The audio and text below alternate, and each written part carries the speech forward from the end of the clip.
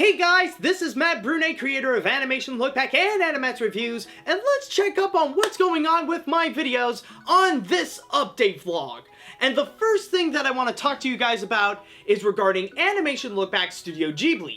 Now, not too long after I posted this update vlog, the first part of Animation Lookback Studio Ghibli has finally premiered on YouTube, and if this were 6 months ago, I would never believe I would say that, but yeah, basically it has finally premiered on YouTube, and it's just phenomenal. I could not be more happier with how it is right now, and I'm just really happy that you guys finally got it, since this is one of my most requested animation lookbacks to do, and like at the rate that Studio Ghibli is going on right now, I do feel the need that I had to do it. But anyways, now that the first part is actually released, let me give you a little bit more info about what's going to be going on with this look back. So basically, I have scheduled it so that it'll be lasted for the rest of 2015. So starting from, well, when it was posted in September, all the way till the end of December, that is when all the parts of Animation Lookback Studio Ghibli will be released. Now, in terms of its length, like how many parts there will be, well, I could say right now that it's going to be the average length of Animation Lookback. Think in between of Pixar and Don Bluth, and that's pretty much the length you would get. Keep in mind that the history of Studio Ghibli is relatively short. I mean, it's only 30 years old, so basically, I can only work with what I've got so far. But with the order that I'll be releasing them, it's going to be a little bit dispersed. 1 month, I'm only going to release one part, and then another month, I'll be releasing two parts. So basically, that's how the order is going to be. But with all that said, the fine line is that Animation Lookback is back, and it will stay for the rest of 2015. Now, the next part that I want to talk to you guys about is about the ReUploads. Now, I've already talked about this in previous update vlogs, but this is just a little reminder of what's going on. Not much has changed whatsoever. So, as you guys may know, every Tuesday, I would re-upload an old video of mine, rather it be a review, a random part from Animation Lookback, a top 10, or whatever. I would go and re-upload it back onto YouTube, since beforehand it was actually never on YouTube before, because I was kind of scared to actually upload it there because of YouTube's really tough copyright laws, so instead I would just make it like an exclusive on Blip or something. But because Blip has now shut down on August 20th, pretty much now I have no choice and put them back on YouTube. And the order is going pretty well. And as of right now, it is still what it is, and it will be going until the end of October. Now, in terms of the re-uploads, what I have left so far, the rest, it's nothing too big. The rest right now are just going to be re-uploads of old reviews that I've done, like back in either like 2012, 2013, or even last year. Any of the bigger videos, like the ones that would definitely grab people's attention, like any of the parts that I didn't upload of Animation Lookback Don Bluth, top 10s like the top 10 worst films based on a cartoon, and any of the annual top 5 best and worst animated films of the year, they're basically all re-uploaded on YouTube now. They're finally back in its place where it should be. Now I'm just pretty much clearing out the rest. But I will say right now that, just a little commentary regarding the top 10 worst films based on a cartoon. Holy crap, is it getting really popular. Like, at the rate that it's going, like the consistency and stuff like that, it's already surpassing the performance of the top 10 scariest Disney moments. And I do have a feeling that one is going to be my next big video. And that's going to be the one that will surpass, like, 1 million views and stuff like that. Like, this will be my new viral video. And it's kind of funny to mention, considering that it's just a 2012 video that now I've re-uploaded in 2015. But yeah, so basically that's just to give you a little reminder regarding the re-uploads and they will be done in at the end of October. But with that said, you may notice that pretty much means that I've been re-uploading 2 to 3 videos a week. Most of them are old videos. So after that, what the fridge am I gonna do? Am I going back to 1 video a week? Well, actually, no. Because I actually have plans to make a new series. Now, when I say that, a lot of people are probably shocked to hear it, like, oh my god, wait, Animat, you're making a new series? I mean, don't you already have Animation Lookback, Animat's Reviews, Animat's Classic Reviews, Top 10s, What's in the Box, and all that kind of stuff? Yes, I know, I got a lot of stuff. I got a lot of series to work on and stuff like that. But this one is going to be relatively small. Allow me to explain. In the same veins of Doug Walker, when he would do vlogs regarding Avatar The Last Airbender, Adventure Time, Steven Universe, Korra, or whatever show he's interested, I'm going to do a similar type of vlog with the Muppets. Now, as you guys may know, the Muppets is going to be a new series that will be coming on ABC starting September 22nd, and I decided I will do a weekly vlog to talk about each individual episode. Now, one of the big reasons why I'm doing this is because, as some of you may know, I am a huge Muppet fan.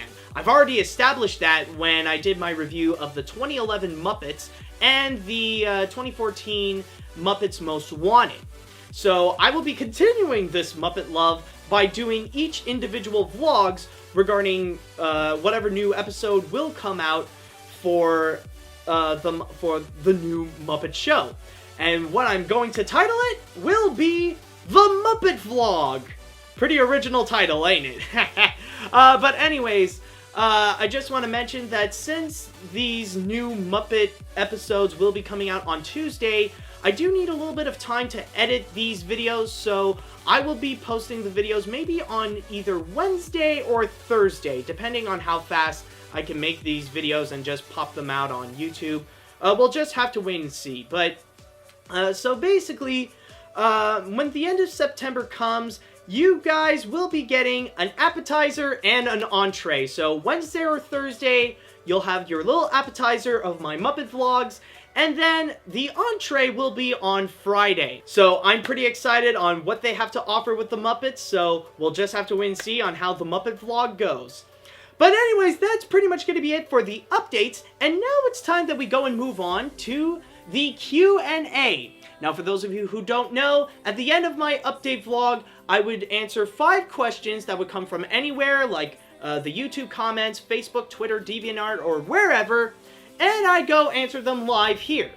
If your question doesn't get answered, well, better luck next time. You can always ask again. So anyways, let's just start off on YouTube here. So, let's see, and we got one from, on YouTube, Broski29, and he asked, what is your opinion on the announcement of a Lego Movie 2 and a spin-off film featuring Lego Batman? Well, you know what? I'm gonna be very honest. I am not surprised at the very least. I mean, the thing is that the Lego Movie was pretty much one of the biggest films of 2014. Despite the fact that it didn't even get nominated for an Oscar, but it was pretty huge. So the fact that there's gonna be a sequel to it, I'm not really that surprised. And considering that there's going to be also Lego Batman, that one I'm a little surprised about. I am a little curious to know, like, how are they going to do it? Is it going to be exactly more in the style of, like, any of the older Batmans, like the animated series or the Adam West show? Or is it going to be more in the veins of the Lego Movie, where it's going to keep that hype, that fast-paced action and, like, non-stop, like, dishing out humor every second? So we'll have to wait and see. But to answer your question, no, I am not surprised at the slightest that there's going to be more Lego movies. What else do you expect with what else do you expect when a movie becomes, like, really successful? So anyways, let's move on to the next one, and this one will, whoops, hold on, I didn't cut one, so would you on. Let me catch a fish. A fish. There you go. Thank you. And this one comes from Paloma Mercado. Yeah, Paloma Mercado, and he asks, just wondering if you prefer super realistic character design like Waltz with Bashir, super simple like Adventure Time, not Cloudy, lol, or somewhere in between like Avatar or Steven Universe. Sincerely, the Lunar Dove. Okay, maybe I'll call you the Lunar Dove. But anyways, it depends. I don't necessarily have a favorite design specifically. Like, I would let any animated feature do what they want for the design. The only thing I ask is to do it well. Like, there are, like, for some mediums, like, there are some restrictions with what they can do. Like, you set up a great example with Waltz with Bashir. That movie manages to capture it extremely well. But then you would get something like Mars Needs Moms, or any other film by Image Movers Digital, where they try to make it so realistic that it doesn't become realistic anymore. Like, you could tell that this is not human. It just makes it frightening. It just, in a way, it makes it disgusting. And then you got, like, the super simple style, like what you say, like Adventure Time or any of the modern TV shows or stuff like that. You can easily get away with it in terms of, like, for hand-drawn. Like, if you can do hand-drawn animation, then you can easily get away with a super simple style. But for computer animation, it really depends. Like, sometimes it can work with the simple style, like, I'm trying to think of an example. Oh, yeah, Inside Out, thank you. Yeah, it's like, if you can manage to make that style work, like Inside Out, and still make it look professional, then it's great. But then if you're gonna do, like, Sony Pictures animation, like Hotel Transylvania or Cloudy with a Chance of Meatballs, where you got the super simple style, yet you're not hiding the fact that it's 3D, and the fact that, well, yeah, pretty much that, and also, like, you're trying way too hard to be cartoony, then you're pretty much gonna have the same effect like Image Movers Digital. It's just gonna look disgusting, and it's gonna look unappealing. You're just, like, you're pretty much trying too hard for no reason at all. And then, like, the stuff in between, well, yeah, like, maybe, actually in between, it's probably the safest bet to go. Movies like Frozen, or Rise of the Guardians, How to Train Your Dragon 2, or most of the Pixar films, as long as you keep it in between, it's the safest bet. It looks really professional, it looks great, and, like, it's pretty much the safe zone. So I do prefer that, but if you are gonna go super simplistic or super realistic, you better do it right, or else you're pretty much wasting your time entirely. So it's a huge risk to do, like, the opposite spectrums. But as long as you do it right, I prefer any of them. So that's pretty much my answer. Let's move on to the next question, which this one comes from Derek Martinez, and he asks, there is a video on YouTube by Let Me Explain Studios, created by Rebecca Parham, titled Lost My Pants in Wonderland. In the video, there are animated versions of some Mr. Code and Friends characters.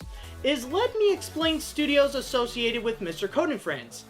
That's actually an easy answer to explain. No, actually. I don't really recall any other Mr. Code people in that video, but I know that I made a cameo on it. I was actually next to JonTron and Markiplier, actually. But no, the thing is that, like, in that certain scene, Rebecca just wanted to have, like, some Easter eggs, or just little cameos of different YouTube personalities. And I do talk with Rebecca on Twitter from time to time. She's definitely a great girl, and I do highly suggest to check out her YouTube channel. Great short cartoons, and also she does give out some good advice on animation. Like, she does make some new vlogs, so definitely go check her out. But no, she's not really associated with Mr. Code in any way, really. For that, just go ask Stefan or Mr. Code for that. So, by the way, Stefan, if you're watching this, sorry if a lot of people come in to ask you if Rebecca would be on Mr. Code or stuff like that. I didn't know. Okay, but anyways, let's go and move on to the next question. And this one will be coming from... Hold on. I gotta get one first. You gotta be delicate with this thing, I swear to God. Okay, anyways, it's gotta be coming from Aubrey Cummings. And this one asks, "Hi Matt, do you prefer old Disney or new Disney, like Pinocchio or Frozen?"